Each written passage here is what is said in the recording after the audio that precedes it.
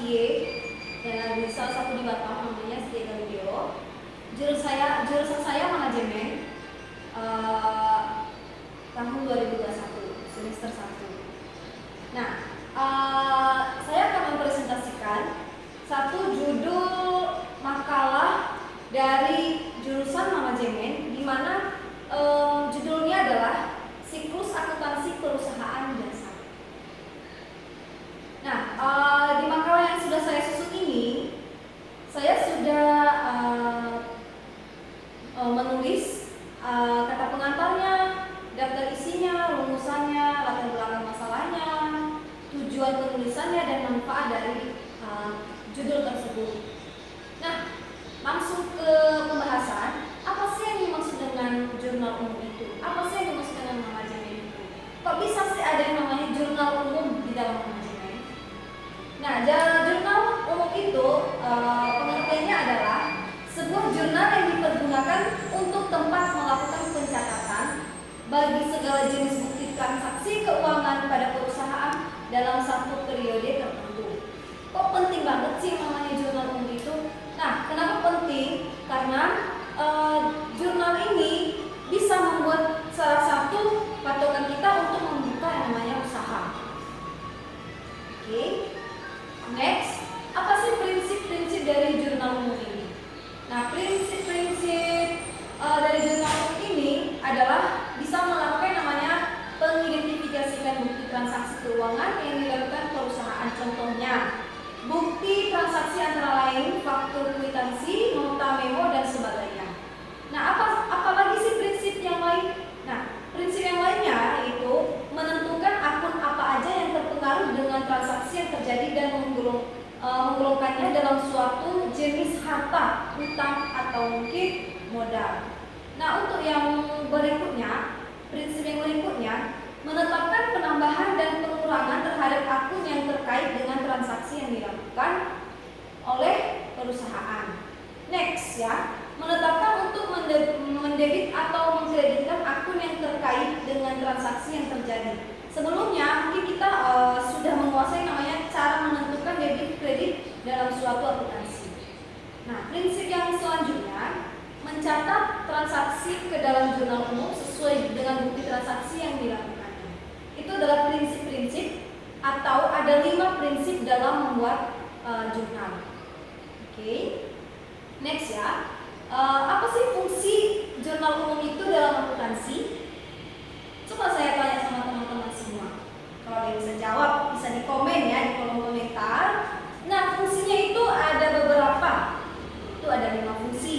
Apa sih fungsinya itu? Apa aja sih fungsinya? Nah, fungsi yang pertama yaitu fungsi historis. Nah, fungsi yang kedua, fungsi pencatatan. Fungsi yang ketiga, fungsi analisis, fungsi instruksi, dan juga fungsi informatif. Apa aja sih pengertian dari fungsi-fungsi itu? Nah, untuk fungsi historis, kita bisa melakukan pencatatan setiap transaksi yang dilakukan berdasarkan tanggal terjadinya transaksi. Sedangkan fungsi pencatatan, jurnal yang dilakukan untuk mencatat setiap transaksi yang terjadi dalam perusahaan. Sedangkan fungsi analisis, pencatatan dalam jurnal yang merupakan hasil analisis transaksi berupa pendebitan ataupun kreditan akun yang terpengaruh. Fungsi instruksi yaitu catatan dalam jurnal merupakan perintah untuk mendebit dan mengkreditkan akun sesuai dengan catatan dalam jurnal. Nah, fungsi yang terakhirnya adalah fungsi informatif, di mana fungsi informatif itu adalah suatu catatan dalam jurnal yang memberikan penjelasan mengenai bukti pencatatan transaksi yang terjadi. Nah, itu adalah fungsi-fungsi dari jurnal. Oke, next saya akan lanjut lagi manfaat dari pencatatan jurnal. Apa sih manfaat dari jurnal itu? Nah, manfaat dalam perusahaan jurnal itu adalah mengetahui jumlah yang akan terjadi atau mengetahui jumlah catatan yang akan dicatat dari suatu atau lebih perkiraannya. Misalnya, seperti timbul pertambahan atau pengurangan suatu perkiraan dalam mengetahui jumlah yang didebit atau yang dikredit tetap seimbang. Selain itu, sebagai referensi terhadap suatu jumlah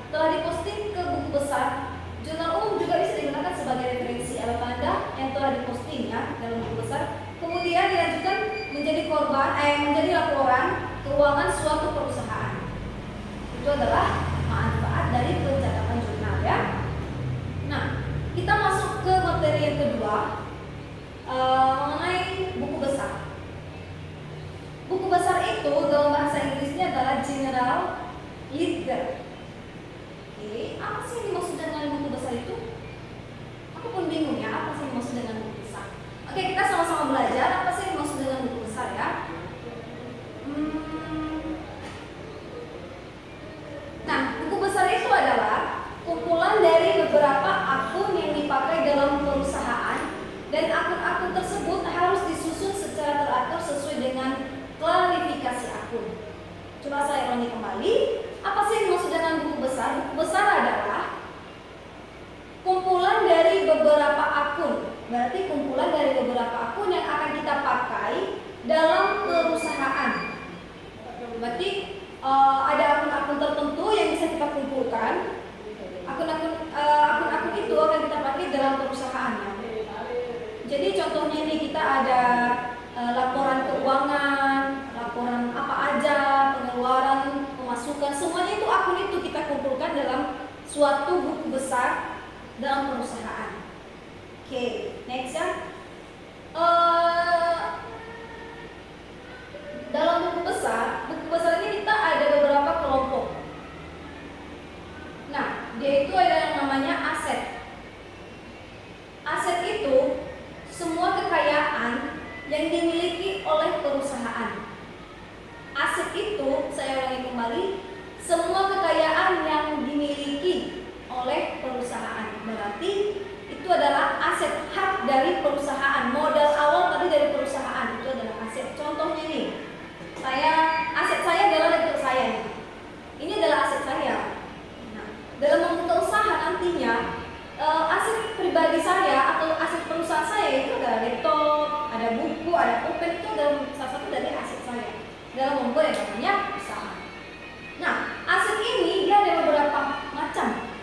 Ada aset lancar, aset tetap, aset tak terwujud.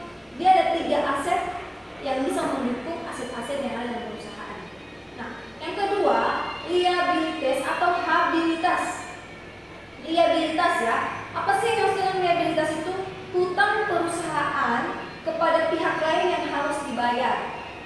Jadi, saya ada hutang ke orang lain, jadi itu adalah tanggung jawab saya harus membayarkan ke perusahaan lain atau ke orang lain. Itu yang dinamakan dengan liabilitas. Next. Ada yang namanya ekuitas pemilik atau owner equity. Equity ya. Apa sih maksud dengan ekuitas pemilik? Ekuitas pemilik itu adalah hak pemilik perusahaan yang ditanamkan dalam perusahaan. Sama dengan yang namanya invest. Oke. Ekuitas itu sama dengan yang dinamakan dengan invest ya. Hak pemilik perusahaan yang ditanamkan dalam perusahaan. Next, ada yang namanya pendapatan. Dalam buku besar ada yang dinamakan dengan pendapatan. Apa sih pendapatan itu? Hasil ya, hasil yang kita peroleh dalam perusahaan selama satu periode akuntansi. Saya ulangi kembali. Pendapatan adalah penghasilan yang diperoleh perusahaan dalam satu periode akuntansi. Di mana pendapatan itu ada 2 macam. Ada 2 macam, pendapatan usaha dan juga pendapatan non usaha. Berarti ada 2, ada yang non usaha, ada yang usaha. Pendapatan itu ada 2 ya. Nah, masuk ke kelimanya itu beban atau expenses, di mana beban itu adalah biaya yang dikeluarkan selama satu periode akuntansi. Beban adalah biaya yang dikeluarkan selama satu periode akuntansi. Nah, beban itu juga ada 2 macam, yaitu beban usaha, beban yang dikeluarkan untuk mendapatkan penghasilan pokok, dan beban non usaha. Sama dengan pendapatan, ada yang beban usaha, ada juga beban yang non usaha. Sejauh ini mungkin ada pertanyaan dari teman-teman. Kalau ada bisa langsung di komen di kolom komentarnya.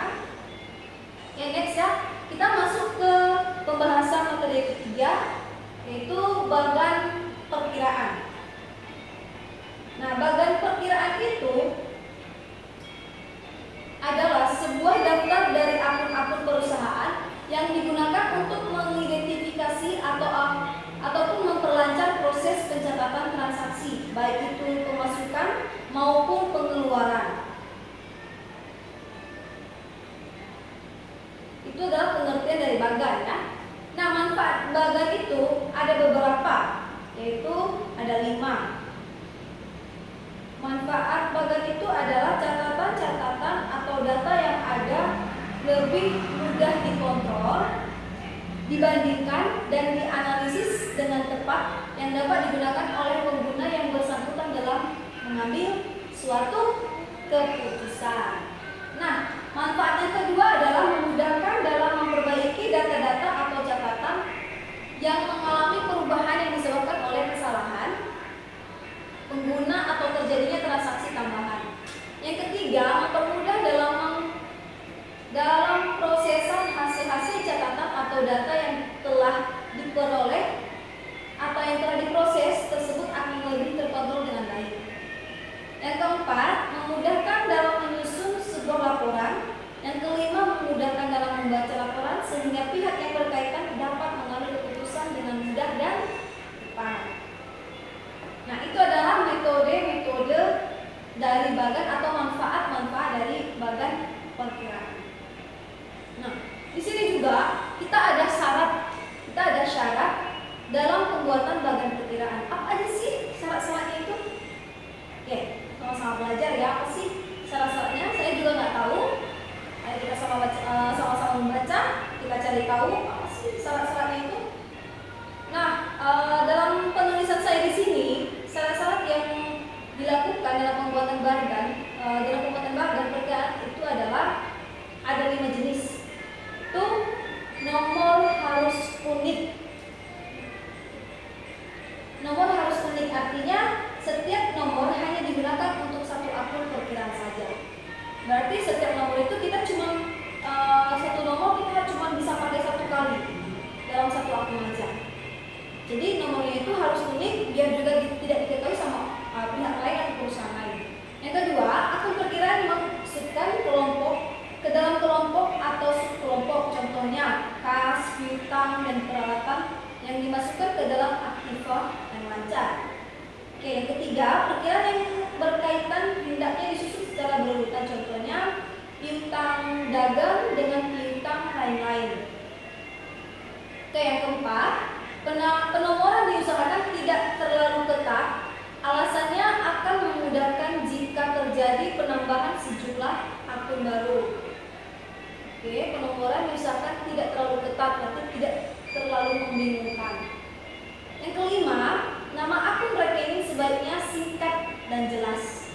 Nah, betul, sama kayak kita kalau membuat ATM atau ada kartu baru, ya, bank baru, kita juga harus pakai nama dan nomor rekening atau akun KTP yang jelas sehingga kita bisa lebih mudah seandainya ada terjadi apa-apa masalah, kita lebih mudah untuk menyelesaikan masalah tersebut. Next, jenis-jenis dari bagan. Nah, jenis-jenis dari bagan itu ada 3, yaitu angka, ada bagan angka, ada huruf, dan campuran angka dan huruf. Berarti ada angka, ada huruf, dan yang ketiga gabungan dari angka huruf. Oke, klarifikasi bagan perkiraan. Nah, untuk klarifikasi kode akuntansi ada 2, yaitu account classification dan account coding. Next, struktur dari bagan. Nah, di sini kita ada beberapa struktur dari bagan. Yang pertama adalah digit pertama menunjukkan klarifikasi utama laporan keuangan. Yang kedua, digit kedua menunjukkan sublisifikasi. Yang ketiga menunjukkan akun spesifik. Yang keempat menunjukkan akun subspesifik. Oke, dia cuma 4 digit aja ya. Kita cuma memiliki 4 digit aja. Nah, next. Kode akun dan akuntansi ya. Kode akun dan akuntansi. Kita ada beberapa kode, yaitu kode akun akuntansi perusahaan jasa.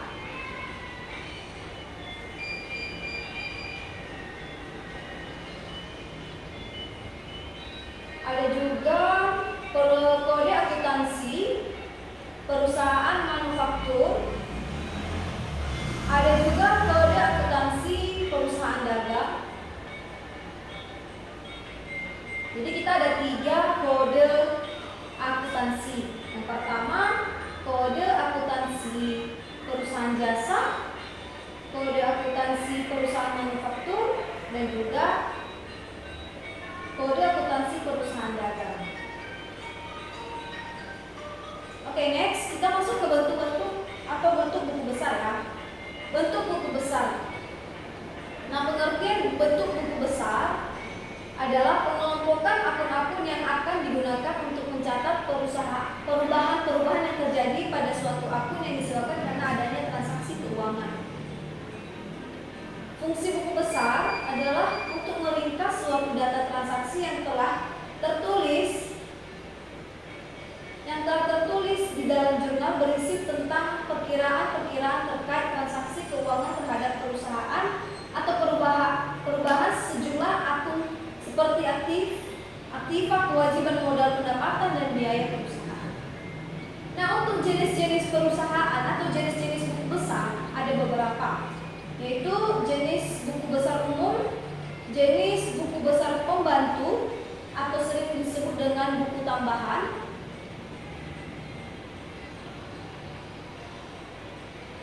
jadi kita di sini untuk jenis buku besar ada 2 aja, yaitu buku besar umum dan juga buku besar pembantu. Nah, sekarang kita masuk ke bentuk buku besar. Bentuk buku besar itu ada 2, ada 3 ya. Oh iya, ada 4 ternyata. Yaitu ada bentuk T, ada bentuk T. Jadi seperti di gambar yang saya lihat yang di laptop ini, dia ada bentuk T. Di sini ada debit, ada juga kredit. Itu adalah bentuk T. Sedangkan kalau untuk bentuk kontrol, dia di sini ada tanggal keterangan ref debit, tanggal keterangan ref dan kredit. Oke, ada yang debit, bedanya itu adalah debit dan kreditnya aja. Oke, kalau untuk yang bentuk ketiga, ada bentuk staple berkolom saldo tunggal. Nah, ini contohnya ya. Ada tanggal keterangan ref, debit, kredit, ada DK dan saldonya. Kalau untuk yang keempat, dia ada step berkolom saldo rangkap. Jadi di rangkap untuk debit kreditnya itu ada 2 di saldonya. Oke. Untuk manfaat buku besar tadi saya sudah jelaskan. Jadi saya sekarang masuk ke pemindahan atau posting. Apa sih yang maksud dengan posting? Posting dalam bidang akuntansi merupakan suatu proses memindahkan informasi akuntansi seperti pencatatan atau pengelompokan nama-nama akun ke dalam bagian yang sesuai dari jurnal ke dalam buku besar. Posting dilakukan guna mendapatkan suatu gambaran pengaruh transaksi terhadap setiap akun aset, kewajiban, ataupun ekuitas. Nah, cara posting buku besar adalah 1. Catatlah saldo awal buku besar dari neraca awal. Jadi kita harus mencatatnya. Kedua, catat tanggal pada buku besar dengan cara mengambilnya dari kolom tanggal transaksi pada jurnal. Ketiga, catatlah keterangan buku besar yang diambil dari keterangan atau uraian jurnal ke dalam kolom keterangan pada akun buku besar. Keempat, catatlah jumlah debit akun pada jurnal ke dalam kolom debit atau akun buku besar, dan catatlah kredit akun pada jurnal ke dalam kolom kredit akun buku besar. Yang kelima, catat nomor halaman jurnal yang diposting ke dalam kolom referensi pada akun buku besar. Dan keenam, apabila akun dalam jurnal telah dipindahkan atau diposting ke dalam akun buku besar, maka catatlah dengan nomor kode akun yang yang bersangkutan pada kolom referensi jurnal. Yang ketujuh, yang terakhir, apabila menggunakan akun buku besar yang berbentuk 3 atau mungkin 4 kolom, carilah saldonya dengan membandingkan antara keseluruhan saldo debit dengan kredit transaksi sebelum dimasuki transaksi periode baru untuk mendapatkan saldo akhir dari setiap akun. Nah, contohnya seperti ini ya. Nah, di sini kita ada referensi, ada uraian, ada nama akun. Di sini kita ada nama akun, ada tanggalnya, uraiannya, referensi debitnya, kredit. Nah, di sini juga kita ada akun atau kode akunnya. Kode akunnya itu ada saldo dibagi 2 lagi dalam 2 kolom. Ada yang namanya debit, ada yang namanya kredit. Nah, contohnya seperti ini. Oke, ini gampang kok ya. Ini kita kalau mungkin kita lebih mempelajari lebih dalam lagi, ini sebenarnya sangat mudah buat teman-teman mempelajarinya. Oke, next. Ada yang namanya neraca saldo ya. Neraca saldo itu apa sih? Itu tidak asing sebenarnya ya. Neraca saldo itu adalah istilah dari trail balance yang merupakan suatu daftar dan memiliki keseluruhan data-data dari buku besar perusahaan. Contohnya, neraca saldo, nomor akun, nama akun, debit dan kredit pada periode tertentu. Nah, di sini juga kita ada beberapa jenis-jenis neraca saldo, di mana secara umum ada 3 neraca saldo yang belum disesuaikan. Ada juga neraca saldo yang setelah disesuaikan dan neraca saldo penutup. Itu adalah 3 jenis dari neraca saldo. Manfaatnya atau fungsinya yaitu untuk memudahkan dalam melakukan pengecekan terhadap kebenaran buku besar yang telah dibuat sebagai sumber pembuatan kertas kerja atau neraca lajur sebagai dasar penyusunan laporan keuangan dan perusahaan. Oke, next. Contoh dari neraca saldo. Nah, di sini saya ada gambarnya. Untuk membantu kita, setidaknya bentuk neraca saldo terdiri dari beberapa kolom utama, yaitu, nah, di sini kita ada kolom kode nomor. Di sini kita ada kode, kolom nomor, ada kolom nama atau keterangan, ada kolom debit dan juga kolom kredit. Untuk lebih mudah, nah di sini kita bisa lihat gambarnya. Ini kita ada nama perusahaannya ya, ada nama perusahaannya, ada neraca saldo periodenya, ada nomor akunnya, ada nama akunnya, ada debit dan kredit. Nah, gampang kali ya. Next.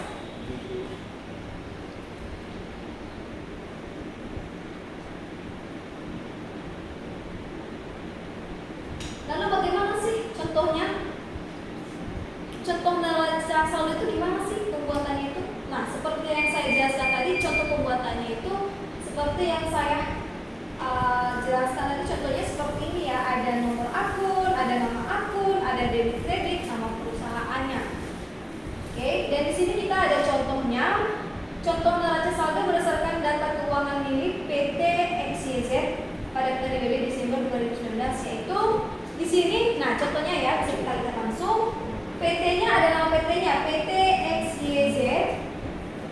Neraca saldo periode tahun bulan 12 tahun 2019 ya.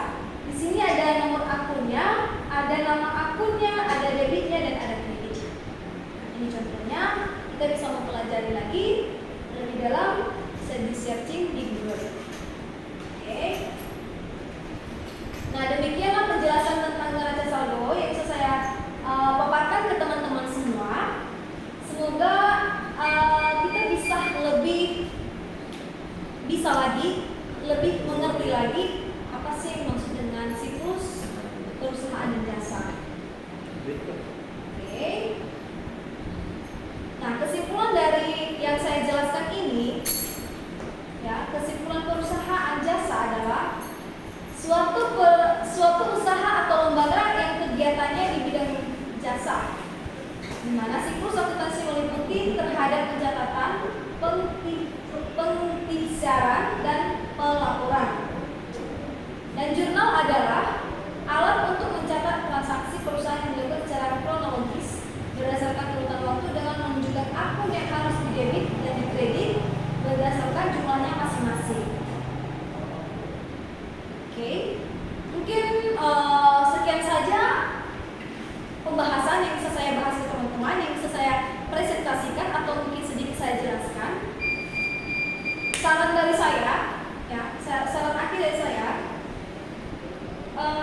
semoga teman-teman ini bisa lebih memahami dan menguasai dan mengetahui lebih dalam lagi mengenai yang namanya akuntansi untuk perusahaan jasa, di mana di dalamnya itu kita bisa belajar yang namanya siklus akuntansi dan jurnal-jurnal umum dan beserta neraca saldonya. Jadi buat teman-teman di sini, ayo kita kerjasama, bisa kita cari tahu sama-sama, sebab mungkin dalam pembuatan makalah ini ada mungkin dalam pembuatan atau penulisan makalah ini jauh dari kesempurnaan, jauh dari kesimpulan yang lebih detail. Jadi mari kita sama-sama, atau mungkin teman-teman ada saran lain buat revisi atau buat membenahi diri dalam mempresentasikan suatu makalah ke depannya. Oke, demikian dari saya presentasinya. Semoga apa yang saya sampaikan ke teman-teman ini, apa yang sudah saya jelaskan tentang tugas makalah pengantar akuntansi ini bisa lebih dipahami oleh teman-teman, bisa lebih dikuasai kembali, dan bisa lebih dalam lagi kita mempelajarinya. Oke,